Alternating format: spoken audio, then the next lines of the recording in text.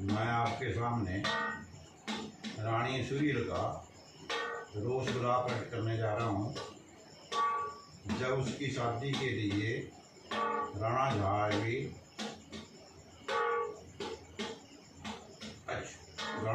जब उनके घर पहुँचे तो वो उनको देखकर बलात्कार करने लगी, अपने पिता के साथ बलात्कार करने लगी।